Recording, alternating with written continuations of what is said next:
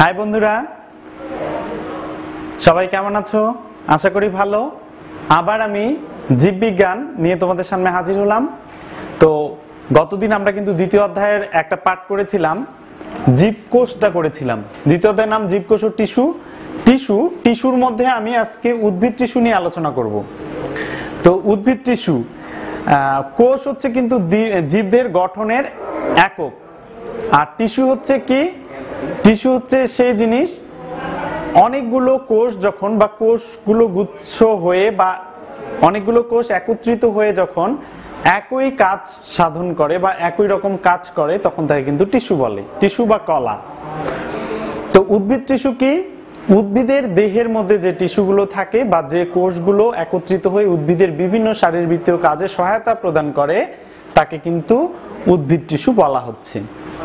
উদ্ভিদ টিস্যু সাধারণত উদ্ভিদ টিস্যুকে দুই ভাগে ভাগ করা যায়, একটা ভাজক টিস্যু আর একটা স্থায়ী টিস্যু।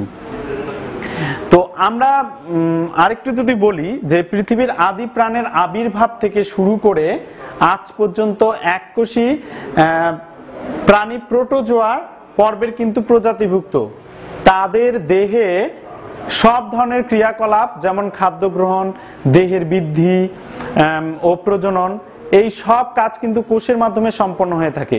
আর বহুকোষী প্রাণীদের দেহকোষের মধ্যে ভিন্নতা আছে এবং আছে অনেক বৈচিত্র্যতা। তো আমরা উদ্ভিদ টিস্যু নিয়ে দেখি। উদ্ভিদ টিস্যুকে সাধারণত দুই ভাগে ভাগ করা হয়েছে, একটা ভাজক টিস্যু আর একটা স্থায়ী টিস্যু। ভাজক টিস্যুতে কি? যেসব টিস্যুর কোষগুলো বিভাজনে সক্ষম তাদেরকে বলা হচ্ছে ভাজক টিস্যু। আর স্থায়ী টিস্যু তাহলে কি? যেসব টিস্যুর কোষগুলো বিভাজনে সক্ষম নয় তাদেরকে বলা হচ্ছে স্থায়ী টিস্যু। ভাজক টিস্যুকে আবার উৎপত্তি অনুসারে দুই ভাগে ভাগ করা যায়, একটা হচ্ছে প্রাইমারি ভাজক টিস্যু আর একটা সেকেন্ডারি ভাজক টিস্যু। আমি একটু সংক্ষিপ্ত আকারে লিখেছি, তোমরা চাইলে ভিডিওটা দেখে এটা সুন্দর করে চার্ট করে নিবা। জীবকোষে গতদিন করে দিয়েছিলাম, আজ উদ্ভিদ টিস্যুর এই চিত্রটা ছক আকারে তোমরা করে নিলে বা খাতায় রাখলে কিন্তু তোমাদের অনেকখানি সহায়তা করবে আশা করি। আর তাহলে উৎপত্তি অনুসারে ভাজক টিস্যু প্রাইমারি ভাজক টিস্যু আর একটা হচ্ছে সেকেন্ডারি ভাজক টিস্যু, এবং অবস্থান অনুসারে আবার দুই ভাগে ভাগ করা যায়, একটা হচ্ছে শীর্ষস্থ ভাজক টিস্যু আর একটা হচ্ছে পার্শ্বীয় ভাজক টিস্যু। শীর্ষস্থ ভাজক টিস্যু মানে উদ্ভিদের শীর্ষের অংশগুলো যেগুলো বিভাজন করে দেহকে আরো বৃদ্ধিপ্রাপ্ত করে। আর পার্শ্বীয় বলতে পাশে, যেমন কি শীর্ষ মানে এদেরকে লম্বা করবে উদ্ভিদকে, আর পার্শ্বীয় মানে মোটা করবে আর কি, যেটা মোট কথায় আর কি। তো ভাজক টিস্যু এবং স্থায়ী টিস্যু। স্থায়ী টিস্যুকে আবার তিন ভাগে ভাগ করা যায়। কি কি? একটা হচ্ছে সরল টিস্যু, জটিল টিস্যু, আর একটা হচ্ছে ক্ষরণকারী বা নিস্রাবী টিস্যু। যে স্থায়ী টিস্যুর প্রতিটি কোষ আকার, আকৃতি ও গঠনের দিক থেকে অভিন্ন তাকে কিন্তু সরল টিস্যু বলে। এদের আকার আকৃতি কিন্তু অভিন্ন। তো সরল টিস্যু, জটিল টিস্যু এবং ক্ষরণকারী টিস্যু। তো তোমাদের বইয়ে সরল টিস্যু এবং জটিল টিস্যু নিয়ে আলোচনা করা আছে। তোমরা বইটা অবশ্যই আরেকবার তো দেখবেই, ভালো করে, একবার না বারবার করে দেখবেই। তো এখন সরল টিস্যু, এই সরল টিস্যুকে আবার কিন্তু তিন ভাগে ভাগ করা যায়।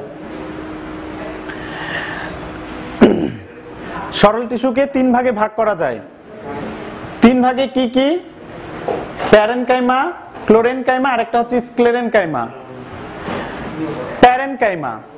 প্যারেনকাইমা হচ্ছে উদ্ভিদ দেহের সব অংশে এদের উপস্থিতি লক্ষ্য করা কিন্তু যায়। আর এর কোষগুলো জীবিত, সমব্যাসীয়, পাতলা প্রাচীরযুক্ত ও প্রোটোপ্লাজম দিয়ে পূর্ণ থাকে। আর এটির কিন্তু প্যারেনকাইমার কিন্তু আবার অন্তঃকোষীয় ফাঁক থাকে এবং প্রাচীর পাতলা ও সেলুলোজ দিয়ে কিন্তু তৈরি। এই যে প্যারেনকাইমার কোষগুলো পাতলা এবং কি দিয়ে তৈরি? সেলুলোজ দিয়ে তৈরি। আর এই প্যারেনকাইমা কোষের যখন ক্লোরোপ্লাস্ট থাকে তখন তাকে কিন্তু ক্লোরেনকাইমা, এই যে আমি কিন্তু লিখছি ক্লোরেনকাইমা, অ্যারেনকাইমা, এগুলো সংক্ষিপ্ত আকারে বোঝার জন্য। যখন কি থাকবে? ক্লোরোপ্লাস্ট কি? যেটা উদ্ভিদের সালোক সংশ্লেষণে সহায়তা প্রদান করে। এবং এর রংটা সাধারণত কিন্তু সবুজ হয়। এটা আমরা ওই যখন আমরা জীবকোষ পড়েছিলাম তখন কিন্তু এর বর্ণনা কিছু আসছিল, উদ্ভিদ কোষের মধ্যে ছিল। আর কি করছে যে এটাকে কি বলছে, ক্লোরেনকাইমা। যদি ক্লোরোপ্লাস্টে কি হয়, ক্লোরোপ্লাস্ট থাকে এই কোষটার মধ্যে, প্যারেনকাইমা কোষের মধ্যে। আর দেখা যাচ্ছে জলজ উদ্ভিদে কিন্তু বড় বড় আকারে বায়ুকুঠুরি যুক্ত প্যারেনকাইমা কোষ কিন্তু দেখতে পাওয়া যায়। তো এই বড় বড় বায়ুকুঠুরি যুক্ত যে প্যারেনকাইমা কোষ আছে এদেরকে কিন্তু আবার অ্যারেনকাইমা বলে। কি বলে? অ্যারেনকাইমা। এই সংজ্ঞাগুলো ভালো করে মনে রেখো, বা এটা আরেকটু ভালো হবে তোমার বইয়ে যদি কালারস পেন বা মার্কস পেন দিয়ে যদি তোমরা এটাকে মার্কস করে রাখো। এবং এরা কি করে, এরা দেহ গঠন, খাদ্য প্রস্তুত, খাদ্য সঞ্চয়, খাদ্যদ্রব্য পরিবহন এই প্যারেনকাইমা কোষের কিন্তু প্রধান কাজ। এবার আমরা দেখি ক্লোরেনকাইমা। ক্লোরেনকাইমা টিস্যু, ক্লোরেনকাইমা সরল টিস্যু। তো এগুলো কি, এগুলো হচ্ছে বিশেষ ধরনের প্যারেনকাইমা কোষ দিয়ে তৈরি হয়। ক্লোরেনকাইমা কোষটা বিশেষ ধরনের প্যারেনকাইমা কোষ দিয়ে কিন্তু তৈরি হচ্ছে। আর কি হয়, কোষ প্রাচীরে সেলুলোজ ও প্যাকটিন জমা থাকে। এই ক্লোরেনকাইমার কোষ প্রাচীরে সেলুলোজ ও প্যাকটিন কি থাকে, জমা থাকে। এবং এই জমা হয়ে, এগুলো কোষ প্রাচীরে জমা হয়ে আরো পুরু হয়। আর এরা কিন্তু, এদের কিন্তু অন্তঃকোষীয় ফাঁক থাকতে পারে। কোষ প্রান্ত চৌকোনাকার, সরু বা তির্যক হতে পারে। এরা খাদ্য প্রস্তুত ও উদ্ভিদ দেহে দৃঢ়তা প্রদান করে থাকে, বা দৃঢ়তা প্রদান করা এর কিন্তু প্রধান কাজ। তো ক্লোরেনকাইমা গেল। এবার আমরা স্ক্লেরেনকাইমা সরল টিস্যু দেখি, এটা কি কাজ। স্ক্লেরেনকাইমা যে সরল টিস্যুটা আছে, এই টিস্যুর কোষগুলো কিন্তু শক্ত, অনেক লম্বা এবং পুরু প্রাচীর বিশিষ্ট হয়। প্রোটোপ্লাজম বিহীন, এদের প্রোটোপ্লাজম নেই। লিগনিন যুক্ত এবং যান্ত্রিক কাজের জন্য নির্দিষ্ট কোষ দিয়ে গঠিত টিস্যুকে কিন্তু স্ক্লেরেনকাইমা টিস্যু বলা হচ্ছে। স্ক্লেরেনকাইমা টিস্যু আবার কিন্তু দুই ভাগে ভাগ করা যায়। ও এর আরেকটু কথা আছে, সেটা হচ্ছে কি, এই কোষ যে উদ্ভিদে দৃঢ়তা প্রদান করে, উদ্ভিদে দৃঢ়তা প্রদান করবে আর কি করবে, পানি ও খনিজ লবণ পরিবহন এর কিন্তু প্রধান কাজ। পানি ও খনিজ লবণ পরিবহন করা প্রধান কাজ এবং উদ্ভিদ দেহকে দৃঢ়তা প্রদান করা এর প্রধান কাজ। আর এই স্ক্লেরেনকাইমা টিস্যুকে, সরল টিস্যুকে আবার দুই ভাগে ভাগ করা যায়। একটা হচ্ছে স্ক্লেরাইট আর একটা হচ্ছে ফাইবার বা তন্তু।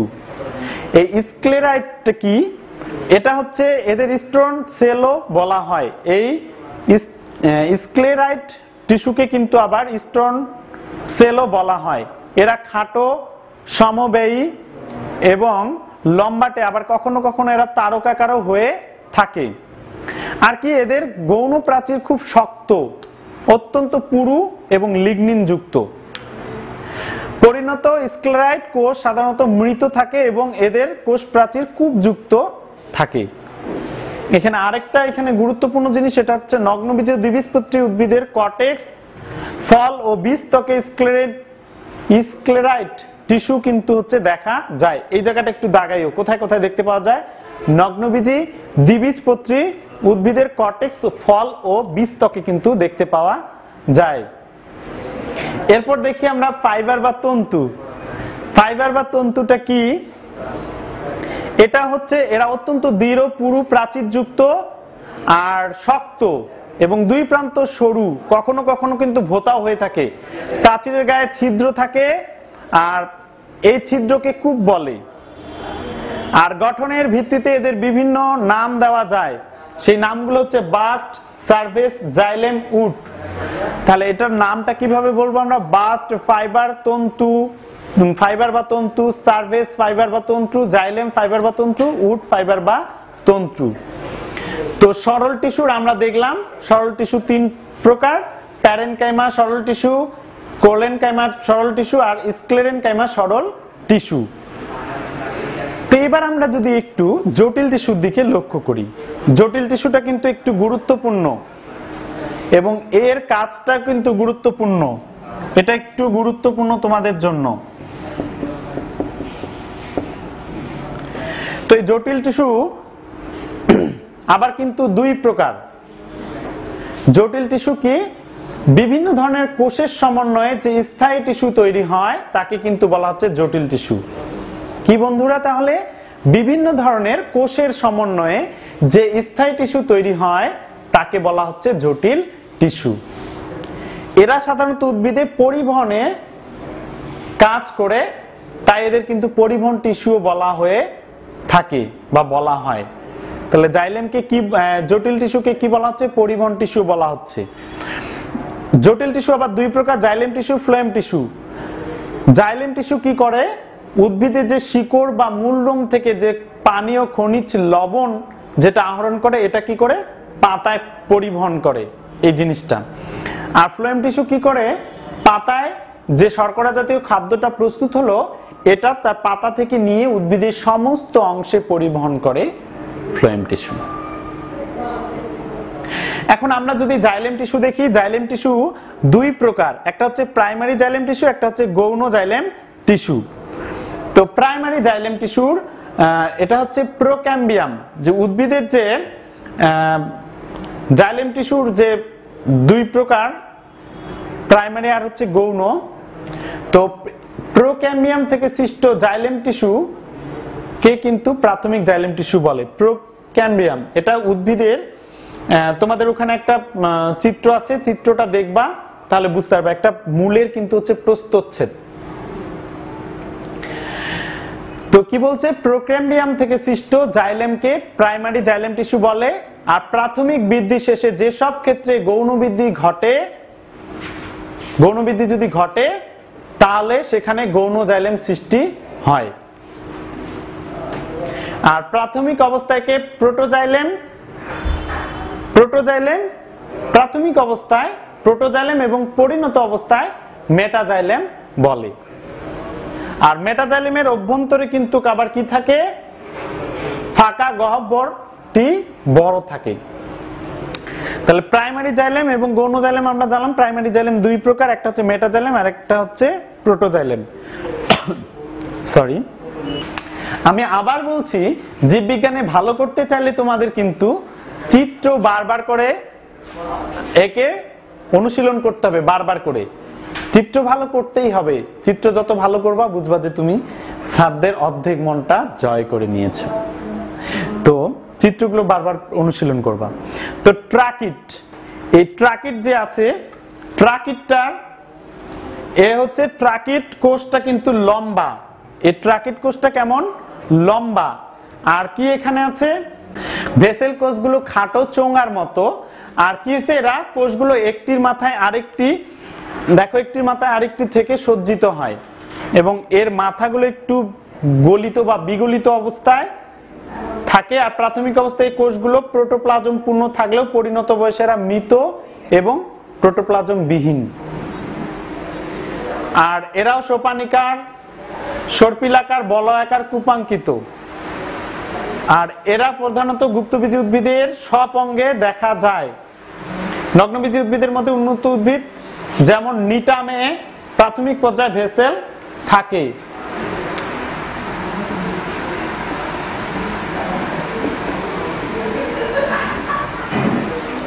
এই নিটাম উদ্ভিদটাতে কিন্তু কি, নিটামে কিন্তু দেখতে পাওয়া যায় এই উদ্ভিদটাতে। আর এরা কিন্তু পানি ও খনিজ লবণ পরিবহন করে আর এর বিভিন্ন অঙ্গকে দৃঢ়তা প্রদান করে। এবার আমরা xylem, xylem fibre, xylem parenchyma, xylem প্যারেনকাইমার তো একটু দেখে নেই। জাইলেমে অবস্থিত প্যারেনকাইমা যে কোষ জাইলেম প্যারেনকাইমা বা উড প্যারেনকাইমা বলে, এদের প্রাচীর পুরু ও পাতলা হতে পারে। প্রাইমারি জাইলেমে অবস্থিত প্যারেনকাইমা কোষ পাতলা প্রাচীরযুক্ত। আর তবে গৌণ জাইলেম এরা পুরু প্রাচীরযুক্ত হয়ে থাকে। খাদ্য সঞ্চয় ও পানি পরিবহন করা এদের কিন্তু প্রধান কাজ। জাইলেম ফাইবার, জাইলেমে অবস্থিত স্ক্লেরেনকাইমা কোষই হচ্ছে জাইলেম ফাইবার। এদের উড ফাইবারও বলা হয়। এর কোষগুলো লম্বা এবং দু প্রান্ত দেখো সূচালো, এবং এরাও খাদ্য সঞ্চয় করে এবং উদ্ভিদে বিভিন্ন রকম পানি বা অন্যান্য যে খাদ্য রস আছে এগুলো পরিবহন করে থাকে। আর উদ্ভিদকে যান্ত্রিক শক্তি আর দৃঢ়তা প্রদান করা কিন্তু জাইলেম টিস্যুর এর হচ্ছে প্রধান কাজ। এবার আমরা ফ্লোয়েমে যাই। ফ্লোয়েম টিস্যু কিন্তু আবার 4 প্রকার। একটা হচ্ছে সিপ কোষ, সঙ্গী কোষ, ফ্লোয়েম প্যারেনকাইমা, আর একটা হচ্ছে ফ্লোয়েম ফাইবার তন্তু। তো আমি এখানে দেখো ফ্লোয়েম টিস্যুর একটা লম্বচ্ছেদ এঁকেছি। তো এই ফ্লোয়েম যে টিস্যুটা আছে, এই ফ্লোয়েম টিস্যুর কাজ কি? ফ্লোয়েম টিস্যুটার কাজ হচ্ছে পাতায় যে তৈরিকৃত খাদ্যটা উদ্ভিদের বিভিন্ন অংশে পৌঁছে দেওয়া বা পরিবহন করা। তো এখানে সিপ কোষ, প্রথমে আসি সিপ কোষে। সিপ কোষ কি? এরা বিশেষ ধরনের কোষ, দীর্ঘ পাতলা কোষ প্রাচীর যুক্ত এবং জীবিত, ও কোষগুলো লম্বালম্বি একটির পর আরেকটি সজ্জিত হয়ে সিপনল তৈরি করে, গঠন করে। এই কোষগুলো চালনির মতো ছিদ্রযুক্ত সিপপ্লেট দিয়ে পরস্পর থেকে আলাদা থাকে। আর সিপ কোষে প্রোটোপ্লাজম প্রাচীর ঘেঁষে থাকে বলে একটি কেন্দ্রীয় ফাঁপা জায়গা সৃষ্টি হয়, সেটাতে খাদ্য পরিবহনে কিন্তু খাদ্য পরিবহনে সহায়তা করে থাকে।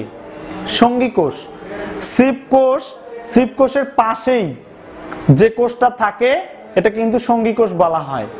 এখানে কিন্তু একটি বড় নিউক্লিয়াস দেখতে পাওয়া যায় এবং এই সঙ্গী কোষও হচ্ছে সিপ কোষে যে খাদ্যটা পরিবহন করে এটাতে কিন্তু এও সহায়তা করে থাকে। ফ্লোয়েম প্যারেনকাইমা, সঙ্গী কোষ, সিপ কোষ এবং সঙ্গী কোষের পরের যে অংশটা আছে এটাকে ফ্লোয়েম প্যারেনকাইমা বলে। আর কোষে ফ্লোয়েমে উপস্থিত প্যারেনকাইমা কোষগুলো ফ্লোয়েম প্যারেনকাইমা। এদের কোষ সাধারণত প্যারেনকাইমার মতো পাতলা কোষ প্রাচীর যুক্ত এবং প্রোটোপ্লাজম যুক্ত। আর এরা খাদ্য সঞ্চয় করে এবং খাদ্য পরিবহনে সহায়তা প্রদান করে থাকে। আর সাধারণত কি একবীজপত্রী উদ্ভিদে ফ্লোয়েম প্যারেনকাইমা থাকে না। একবীজপত্রী কিন্তু উদ্ভিদে ফ্লোয়েম প্যারেনকাইমা থাকে না।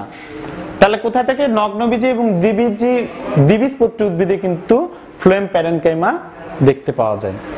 আর এখন যদি আমরা আসি ফ্লোয়েম ফাইবার তন্তু, এটা হচ্ছে কি উদ্ভিদের যে কাইমাটা আছে এই স্ক্লেরেনকাইমার কোষের সমন্বয়ে ফ্লোয়েম ফাইবার তৈরি হয়। আর এগুলো এক প্রকার দীর্ঘ কোষ যাদের প্রান্তদেশ পরস্পরের সাথে যুক্ত থাকে এবং এগুলো এদের বাস্ট ফাইবারও বলে। আর সাধারণত কি হয়েছে, পাটের আঁশ এক ধরনের কিন্তু বাস্ট ফাইবার, উদ্ভিদের অঙ্গের গৌণ বৃদ্ধি সহায়তা করে। আর এটা সাধারণত ফ্লোয়েম টিস্যুর মাধ্যমে পাতায় উৎপাদিত শর্করা এবং মূলে সঞ্চিত যে খাদ্য দুইটা একসঙ্গে সেটা পরিবহন করতে কিন্তু এ কাজ করে, উপরে এবং নিচে একসাথে পরিবাহিত করে থাকে। তো তোমাদের এই অধ্যায়টা শেষে কিন্তু আছে অণুবীক্ষণ যন্ত্র সম্পর্কে। সে অণুবীক্ষণ যন্ত্র সম্পর্কে ততটা প্রশ্ন না আসলেও একটু আমরা খালি ধারাবাহিক একটু জেনে রাখি। সেটা হচ্ছে অণুবীক্ষণ যন্ত্র, সরল অণুবীক্ষণ যন্ত্র, যৌগিক অণুবীক্ষণ যন্ত্র আর একটা ইলেকট্রিক অণুবীক্ষণ যন্ত্র রয়েছে। যৌগিক অণুবীক্ষণ যন্ত্রের কয়েকটি অংশ, সেই অংশগুলো আমি শুধু বলছি, তোমরা পরে পড়ে নিও। Stand, piece objective, eyepiece, fine adjustment নব, কোর্স অ্যাডজাস্টমেন্ট নব, সাবস্টেন্স ডায়াফ্রাম এবং কন্ডেন্সার। আলোর উৎস লাগবে এর ক্ষেত্রে। আর ইলেকট্রিক অণুবীক্ষণ যন্ত্র সম্বন্ধে সেখানে বলা আছে, তোমরা একটু ভালো করে পড়বে তাহলে নিজেরাই বুঝতে পারবে সেখান থেকে কতটা প্রশ্ন আসে না। তো সবাই অনেক ভালো থেকো, এইটা একটু ভালো করে আর একটু পড়ো। আর পরের ক্লাসটা আমার হবে প্রাণীকোষ সম্বন্ধে। তো এই প্রত্যাশায় সবাই অনেক ভালো থাকো, বাই।